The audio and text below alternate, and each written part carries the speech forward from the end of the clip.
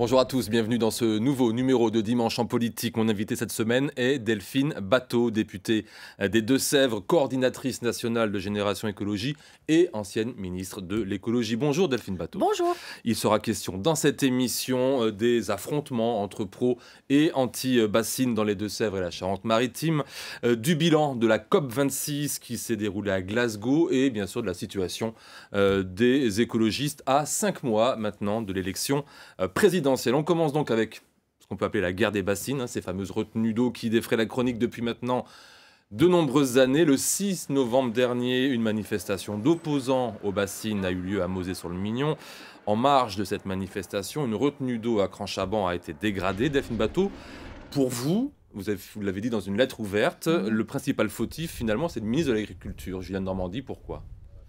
Effectivement, le gouvernement porte l'entière responsabilité de la façon dont les choses dégénèrent en Deux-Sèvres. Pourquoi ? Je pense que c'est important de l'expliquer. Parce qu'en fait, dans le quinquennat d'Emmanuel Macron, il y a eu deux périodes. Il y a eu une première période qui était celle des états généraux de l'agriculture, de la présence au gouvernement de Nicolas Hulot, où des instructions avaient été données dans les Deux-Sèvres pour qu'on recherche des solutions d'adaptation au réchauffement climatique en respectant l'exigence écologique et donc l'enjeu de la transformation du modèle agricole. Donc première période encourageante pour vous. En tout cas, une première période qui crée les conditions d'un dialogue afin de trouver des solutions d'intérêt général pour le territoire. Et puis il y a une deuxième période qui commence à partir du moment où il y a, par exemple, le renoncement sur le glyphosate, qui est aggravé ensuite par le retour des néonicotinoïdes, et qui correspond avec le fait que dans les Deux-Sèvres, le protocole d'accord pour une agriculture durable n'est pas respecté, et une phase supplémentaire qui est celle dans laquelle l'État a donné instruction que les travaux commencent dans les Deux-Sèvres. Pourquoi ? Parce qu'il y avait le congrès national de la FNSEA en Deux-Sèvres au mois de septembre et que donc le gouvernement a voulu faire un symbole pour une opération de propagande du démarrage des travaux à Mauzé-sur-le-Mignon dans ce contexte qui est un contexte politique. Tout l'épicentre du problème il est là, c'est la question de la légalité de ces retenues d'eau. Pour la FNSEA et la coordination rurale, clairement c'est oui, ces retenues d'eau sont légales. Ils affirment que les projets de bassines sont validés lors des projets de territoire. En revanche, pour la Confédération paysanne, c'est non, puisque les conditions d'utilisation sont à chaque fois totalement détournées. Que dit la députée des Deux-Sèvres ? Alors, ça dépend d'abord de quoi on parle. Pour ce qui est des projets de retenue de substitution dans les Deux-Sèvres, une partie d'entre elles ont été considérées par la justice comme légales, mais une autre partie d'entre elles ont été suspendues par la justice qui demande que les volumes d'eau soient diminués. Et moi, comme élu de la République, je suis pour le respect des décisions de justice. Après, il y a celles qui sont en Charente-Maritime qui, elles, sont illégales et font l'objet de procédures de justice depuis de nombreuses années. Il y a encore une cour d'appel qui doit se prononcer sur ce contentieux. Donc, vous êtes solidaire avec les personnes qui ont dégradé cette retenue d'eau en Charente-Maritime à Cran-Chaban ? Moi, je suis opposée à toute forme de violence contre les personnes et contre les biens. J'ai eu l'occasion de témoigner mon soutien aux gendarmes qui ont été blessés. Je suis pour les mobilisations citoyennes pacifiques, respectueuses des personnes et respectueuses des biens. Donc, je n'approuve pas nécessairement ce mode d'action. Maintenant, l'autre question, c'est pas seulement un débat de légalité. C'est que, en fait... Vous parlez de passage en force de l'État, finalement, du gouvernement, dans le démarrage des travaux, absolument. Il y a donc on est à la marge, justement, de la légalité. C'est légal, mais ça va trop vite pour nous. Non seulement il y a un passage en force par rapport à quoi ? Par rapport au fait que le protocole qui prévoyait un changement des pratiques agricoles n'est pas respecté. C'est la raison pour laquelle vous êtes comme je le lis dans les journaux, j'ai claqué la porte de ce protocole il y a plus d'un an parce qu'il n'est pas respecté, parce qu'il n'y a pas de diminution des pesticides, parce qu'il n'y a pas de plantation massive de haies. Dernièrement, c'est l'association Deux-Sèvres Nature Environnement qui a dit la même chose après un vote des adhérents. Donc le protocole n'est pas respecté. Et la logique aurait voulu que quand la députée, quand l'association Deux-Sèvres Nature Environnement dit que le protocole n'est pas respecté, l'État remettent tout le monde autour de la table et disent quel est le problème et disent vous devez diminuer les pesticides, vous devez planter des haies, etc. Et ce n'est pas du tout ce qu'a été l'attitude du gouvernement. Alors, on va parler justement de ce que vous proposez à l'issue de ces tensions qui ont augmenté. Et suite aux événements de Grand Chaban, en tout cas, cette tension s'est accrue, ça c'est clair, entre les différents acteurs du dossier des bassines. On en parle juste après ce reportage d'Anaëlle Blanchard et Cyril Paquet. Pour les représentants de la FNSEA désormais, hors de question de s'asseoir à la même table que les anti-bassines. Dans un communiqué, les deux syndicats, la FNSEA et les JA, demandent l'exclusion de la LPO et de la Confédération paysanne des réunions mensuelles sur les projets agricoles. On ne peut pas cautionner ça au niveau, nous, FNSEA, et même au niveau du monde agricole, qu'un syndicat agricole détruise un outil agricole. Chacun peut avoir ses idées, il n'y a pas de problème avec ça, mais on ne va pas détruire les outils de production d'un autre agriculteur parce qu'il ne travaille pas selon ses propres idées. Samedi dernier, pendant que des manifestations se déroulent à Mauzet-sur-le-Mignon, à quelques kilomètres, des militants écologistes démontent la pompe de cette bassine. Un sabotage assumé par la Confédération paysanne. On n'a pas de leçon de morale à recevoir d'un syndicat qui se permet de dégrader des centres-villes, d'incendier des centres des impôts, des caisses de MSA. On revendique le démontage de la pompe qui mettait hors de nuire cette bassine illégale. De son côté, la LPO est pour le moins surprise d'être exclue des débats. Elle, qui n'a commis aucune dégradation sur la retenue d'eau de Kram-Chaban. Ce n'est pas à la FNSEA de décider de qui doit participer à une commission ou à une concertation. Alors nous évinçons, on se passe d'un partenaire qui connaît la biodiversité, qui connaît les systèmes agroécologiques, et donc on se prive effectivement de nos connaissances. En Poitou-Charentes, environ 50 réserves de substitution sont déjà construites et une centaine de projets est à l'étude.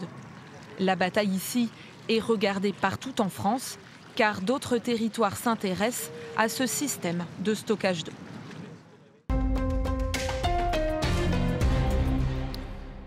Retour sur le plateau de Dimanche en politique avec Delphine Batho, mon invité. Comment faire, Delphine Batho, pour que la tension descende d'un ou même de plusieurs crans, parce que là, l'escalade est quand même bien montée? D'abord en arrêtant les travaux et ensuite en ouvrant la perspective d'une solution politique, d'une solution démocratique, un référendum, qui est la seule possible. Un référendum local. Un référendum local. Moi, comme les habitants que veulent les habitants des Deux-Sèvres aujourd'hui? Ils veulent le calme, ils veulent la paix, ils veulent que notre territoire trouve des solutions par la démocratie, pas par une spirale infernale d'affrontement qui est, je veux le dire, qui est une voie sans issue, ni aujourd'hui, et qui est une voie sans issue pour demain. Donc il faut une solution qui soit une solution démocratique, qui est très simple, qui est de soumettre au vote des habitants la question suivante: approuvez-vous, oui ou non, le projet de construction de 16 retenues de substitution dans le bassin de la Sèvre niortaise. Et ce vote doit avoir lieu, et plus vite la décision sera prise d'y procéder, plus vite le calme reviendra. Quand on entend un représentant de la FNSEA qui dit écoutez, on a le droit de ne pas être d'accord avec les bassines, c'est pas pour autant qu'il faut les détruire l'outil de travail d'un irrigant. Je vous ai dit, je suis contre les atteintes aux biens et les atteintes aux personnes. Ce qu'il faut comprendre, c'est qu'il y a une situation je ne dis pas ça pour justifier, mais la retenue d'irrigation de l'Aza des Roches en Charente-Maritime, qui a fait l'objet de cette action, est illégale et a été quand même construite depuis des années. Je ne dis pas ça pour justifier. C'est compliqué pour vous, pardon. Non, c'est pas compliqué pour moi. Je veux être extrêmement claire. Moi, je suis une élue de la République, je suis écologiste, je suis à l'écoute des mobilisations citoyennes de toute ma vie. J'ai toujours eu, sur la question du rapport à la violence, la même position. Je suis contre la violence. Je considère que l'écologie, c'est le refus de la violence. Mon modèle, c'est Gandhi. Et donc, je vais prendre deux exemples. Vous pourriez être médiatrice dans ce dossier? Non, je ne souhaite pas être médiatrice. Je vais prendre deux exemples. Quand il y a une manifestation d'agricultrices et d'agriculteurs dans les Deux-Sèvres pour dénoncer la suppression de cette aide qu'on appelle l'ICHN, que les éleveurs des Deux-Sèvres ont perdue. J'y suis quand la manifestation est pacifique. Lorsqu'il y a des exactions, des atteintes aux biens qui sont commises, je n'y suis pas et je n'approuve pas. Donc, ce qui vaut pour la retenue que vous évoquiez vaut aussi pour la dégradation de la préfecture à Niort. La COP26 s'est tenue la semaine dernière à Glasgow, en Écosse, une édition décevante de l'avis de la plupart des participants. On en parle bien sûr avec vous, Delphine Bateau, juste après ce reportage. Avec 24 heures de retard, enfin, le coup de marteau, le pacte de Glasgow pour le climat vient d'être entériné. Un dénouement qui, malgré les applaudissements, laissera un goût amer au président de la COP26. À la dernière minute, l'accord ne parle plus de la fin du charbon, mais de sa réduction. Alok Sharma, ému, s'excuse pour ce recul. Je suis profondément désolé. Je comprends aussi la profonde déception. Mais je pense que, comme vous l'avez noté, il est également vital que nous protégions cet accord. Les pays du Sud directement touchés par le réchauffement climatique dénoncent un accord au rabais. Ils espéraient plus de solidarité financière des pays du Nord. On est vraiment très déçus. Ça ne va pas nous aider.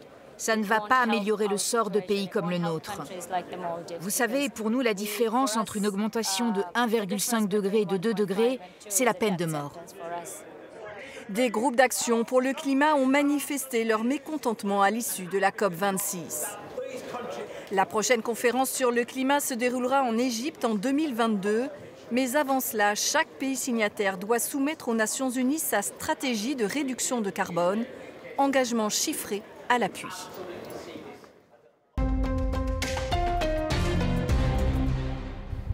Delphine Bateau, vous êtes d'accord avec ce que dit Greta Thunberg de cette COP26, que ça se résume par du blablabla? Complètement, c'est du cinéma. C'est du cinéma et il y a même quelque chose qui est assez spectaculaire, c'est qu'on voit bien qu'on est dans une phase actuellement de tension internationale importante entre les grandes puissances, la Chine, les États-Unis, ce qui se passe avec la Russie. Mais là, ils sont tous d'accord. Pour ne rien faire face au changement climatique, ils sont tous d'accord. Pour protéger la machine à produire et à détruire, ils sont tous d'accord. Donc, ce qu'il faut comprendre, c'est qu'en fait, ce qui a été décidé à cette COP, c'est en fait un pouce plus loin. C'est-à-dire que là où l'accord de Paris pour le climat disait il faut avoir, avant 2020, décidé telle et telle chose, avant 2021, décidé telle et telle chose, eux, ils ont décidé de reporter à 2022, à 2025, etc.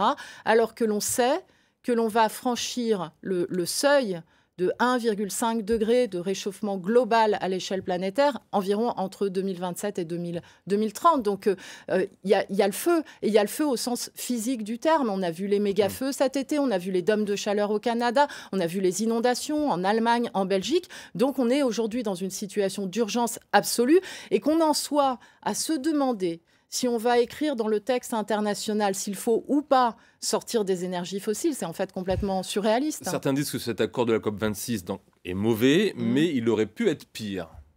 Oui, mais c'est... En fait, ça, c'est un point de vue de diplomate.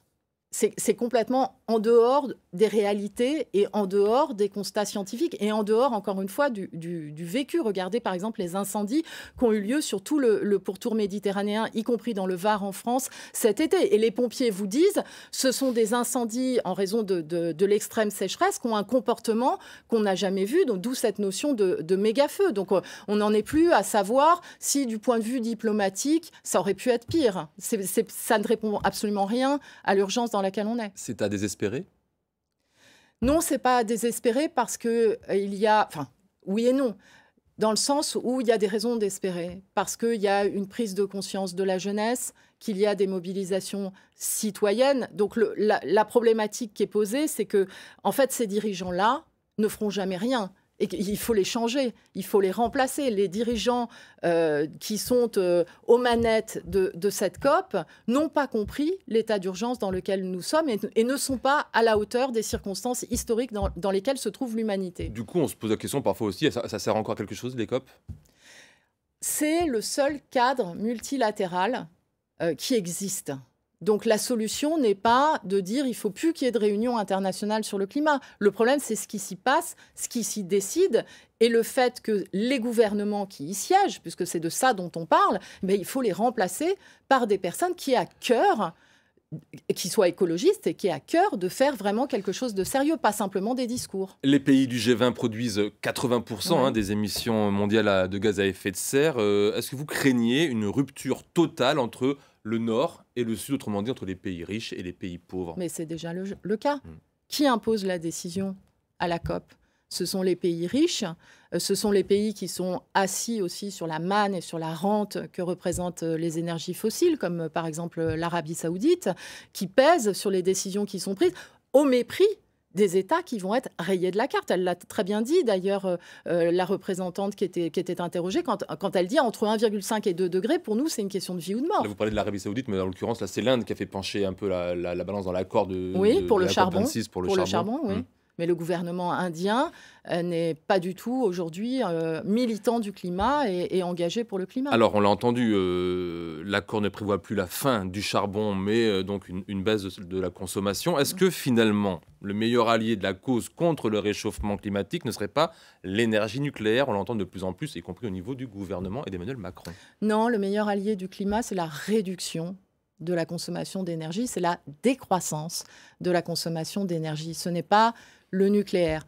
Le nucléaire, il pose des problèmes qui ne se situent pas sur le front du climat et des émissions de gaz à effet de serre, mais qui se situent sur le front de la sûreté et de la sécurité. Je rappelle qu'encore aujourd'hui, vous avez ce qu'on appelle des zones d'exclusion, des zones interdites sur des dizaines et des centaines d'hectares autour de Tchernobyl, autour de Fukushima, que les irradiations qui ont eu lieu après ces accidents nucléaires vont durer pour des milliers d'années. Donc ce que vous dites, c'est que ce n'est pas le choix entre le charbon et le nucléaire aujourd'hui. Ce n'est pas une énergie sûre et ce n'est plus une énergie qui est compétitive. En fait, on n'est pas dans la situation, comme Yannick Jadot l'a très bien dit hier soir sur France 2. Jeudi soir.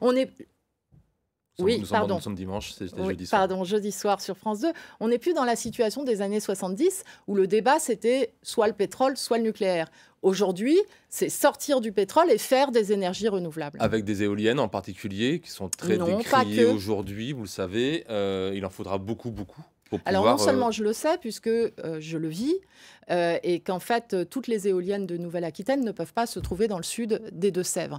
Donc il y a aujourd'hui un vrai problème vis-à-vis du développement de l'éolien, et je ne suis pas favorable à ce qu'on mette de l'éolien partout et n'importe comment, et surtout, on a des territoires aujourd'hui qui atteignent un seuil de saturation, c'est le cas dans les Deux-Sèvres, et donc effectivement, c'est pas là qu'il faut continuer à développer l'éolien. Par contre, il y a d'autres endroits en France où c'est possible, et il y a d'autres énergies renouvelables. Il y a par exemple le solaire thermique. Le solaire, on devrait équiper, excusez-moi, mais toutes les surfaces de toitures de supermarchés, toutes les ombrières sur parking que l'on pourrait faire partout en France. En fait, il y a un potentiel considérable. On a aussi la méthanisation, la géothermie. Sachant que les panneaux photovoltaïques ne sont pas non plus neutres en termes de pollution. Il n'y a rien, vous avez raison, il n'y a rien qui est neutre en termes d'empreinte écologique. Et donc, on doit faire des choix éclairés en comparant en fait les différentes sources d'énergie, formes de production d'énergie entre elles, en fonction de ce qu'on appelle l'analyse du cycle de vie, c'est-à-dire en comptant toutes les matières premières qui ont été nécessaires pour fabriquer des panneaux solaires, des éoliennes, etc., leur utilisation et leur recyclage en fin de vie. On parle de concret. On a parfois l'impression que les États sont impuissants face à l'urgence climatique. La maire écologiste de Poitiers, Léonore Monconduit, s'est rendue en train à Glasgow pour cette COP26, où elle y représentait les collectivités locales, des institutions qui doivent, selon elle, être finalement le bras armé des nations. Je vous propose de l'écouter. À mon sens, il ne faut pas opposer les échelons entre eux. On a besoin de décisions internationales. Clairement, le changement climatique, c'est une crise internationale. On n'y arrivera pas sans une mobilisation globale. En revanche, sur la mise en œuvre concrète des solutions, c'est au niveau des collectivités que ça se passe. Oui, j'en suis convaincue. Et vous, Delphine Batho, vous en êtes convaincu ou c'est utopique de penser ça, que les États vont donner l'exemple et que les collectivités vont suivre derrière pour pouvoir appliquer ce que les États décident? Alors, Léonore a parfaitement raison, mais en fait, aujourd'hui, on est dans une situation où c'est pas que les États seraient lents, c'est que les États ne veulent pas, s'opposent en fait aux actions et ont fait d'autres choix. Ils ont fait le choix, par exemple, si on prend la France a fait le choix de consacrer 1,5 milliard d'euros de garantie de l'État dans une nouvelle exploitation des énergies fossiles au Mozambique, d'envisager de donner 700 millions d'euros dans le fait d'aller forer dans l'Arctique pour du gaz russe. Donc en fait, aujourd'hui, les États, il continue d'aggraver le problème. Les collectivités territoriales, effectivement, elles agissent et elles sont aujourd'hui... Mais les collectivités, on pourrait aussi ajouter un certain nombre d'entreprises. Donc en fait, oui, il y a des acteurs de terrain, que ce soit des élus locaux, que ce soit des entreprises, que ce soit des associations, qui aujourd'hui sont des forces positives de solutions pour le climat. Vous dites que le rôle de la France dans les négociations internationales pour le climat s'affaiblit. Pour quelle raison ? Honnêtement, c'est un crève-cœur. Moi, je fais partie d'une poignée de personnes qui a fait la décision d'accueillir la COP 21 à l'époque à Paris, et ce qui a débouché sur l'accord de Paris. Et en fait, la France jouait un rôle moteur dans les négociations internationales pour le climat. Et donc là, non seulement il n'y a plus ce rôle moteur, mais c'est pire que ça, puisque la France a refusé de signer pendant la COP un texte d'un certain nombre de pays volontaires, pionniers pour la sortie des énergies fossiles, et que finalement, elle l'a signé, vous savez, en dernière minute, en étant acculée tellement cette position était indéfendable. Et le jour même où la signature de la France a été donnée, le ministre Bruno Le Maire à Bercy disait « Non, mais vous inquiétez pas, on continuera de financer donc, les énergies fossiles. » C'est ça par rapport double à langage et perte de crédibilité de la France. Vous qualifiez Emmanuel Macron de ringard à l'occasion de sa dernière sortie, de son allocution télévisée. Pourquoi ? Parce qu'en fait, il est sur... Bon, d'abord, il utilise le contexte sanitaire et la pandémie pour faire une déclaration solennelle à 20h, qui est en fait une déclaration de propagande électorale et de campagne électorale, avec la totale sur les retraites, l'assurance chômage. On est d'accord. Oui, mais avec un discours qui est un discours des années 70. Comme si... il n'y avait pas des leçons à tirer de la pandémie. Je recevais ce matin, dans les Deux-Sèvres, 8 femmes qui travaillent auprès des élèves en situation de handicap qui sont à des salaires inférieurs au SMIC. Vous avez en Deux-Sèvres eu une grève qui a duré quasiment un mois à l'EHPAD de Pontpérin, où là aussi des femmes n'acceptent plus les conditions de travail, le fait d'être sous-payées. Et en fait, aujourd'hui, en France, on doit investir dans l'humain. La modernité, c'est ça, c'est la reconnaissance de ces métiers du lien, de ces métiers de l'humain, qui sont des métiers déconsidérés parce que ce sont des emplois qui, historiquement, ont été occupés par des femmes. Voilà ce qui est pour moi la modernité. C'est pas de vouloir rogner encore sur les allocations d'assurance chômage. Il nous reste à peine 5 minutes. L'été dernier, vous avez marqué des points lors des journées d'été des écologistes à Poitiers. À l'issue de la primaire, vous êtes même arrivé en 3e position avec 22,3% des suffrages. Alors, vous ne faites pas partie d'Europe Écologie Les Verts. Comment est-ce que vous avez accueilli ce résultat d'abord ? J'aurais préféré être au 2e tour. Peut-être que si j'avais été au 2e tour, je l'aurais... 2 points près. Mais c'est un très beau résultat. Voilà, représenter pour les idées que j'ai portées dans cette primaire quasiment un quart de l'écologie politique en France, dans ce qui a été un vrai moment démocratique, une vraie primaire citoyenne, ouverte à toutes et à tous, avec des débats que les gens ont pu voir à la télévision, qui étaient des débats de qualité, des débats intéressants, à rebours de la dégradation du débat public que l'on observe actuellement. C'est une satisfaction que je mets maintenant au service de la bataille électorale. Et de Yannick Jadot, donc votre candidat. Voilà, à 5 mois des élections présidentielles, Delphine Batho, est-ce que vous êtes satisfaite de la situation politique actuelle des écologistes ?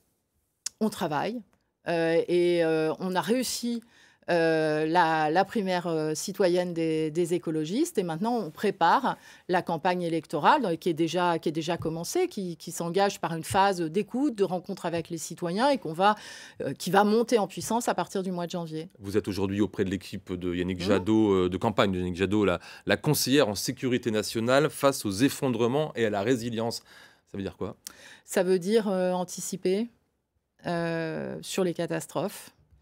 Ça veut dire se préparer à malheureusement l'accélération du réchauffement climatique. Ça veut dire se poser les bonnes questions. Donc élaborer des plans d'urgence ? En termes de sécurité de la population, mais aussi en termes de souveraineté alimentaire, en termes de sécurité aussi d'approvisionnement de notre économie. Vous voyez ce qui se passe avec les pénuries à l'heure actuelle qui ont mis à l'arrêt un certain nombre d'usines. Donc c'est comment on transforme notre modèle en garantissant en toutes circonstances notre résilience, c'est-à-dire la sécurité des fonctions vitales du pays. Est-ce que vous avez le sentiment que les thèmes que porte votre candidat, Yannick Jadot, sont aujourd'hui porteurs auprès des Français ?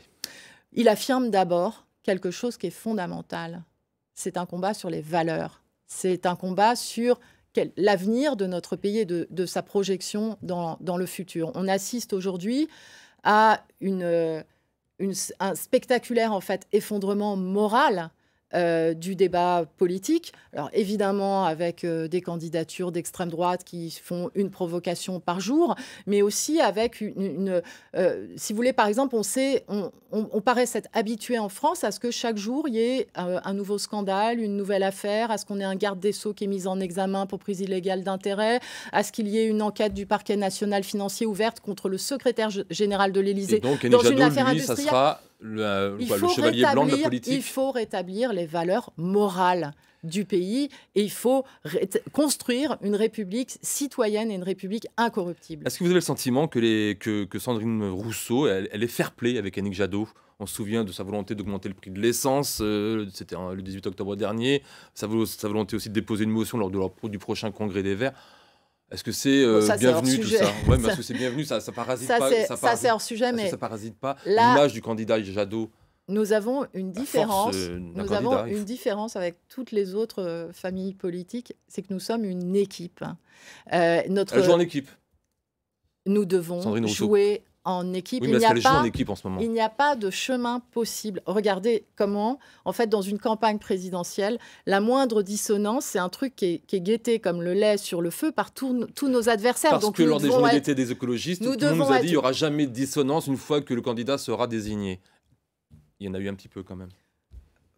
On entre maintenant dans une nouvelle phase et je pense que tous les écologistes savent que pour changer le regard des Français sur les écologistes, pour franchir une nouvelle étape, pour réussir dans la campagne présidentielle de 2022, nous devons faire la démonstration de notre sérieux et de notre crédibilité. Il nous reste 10 secondes, Delphine Batho, vous êtes députée des Deux-Sèvres depuis 2007. Allez-vous vous représenter aux prochaines législatives pour 50+? C'est une question prématurée. En fait, la législature actuelle n'est pas terminée. Elle prend fin le 28 février prochain. On vous invite alors. Et voilà, si vous voulez, ce sera avec plaisir. Merci beaucoup. C'est la fin de cette émission. Merci.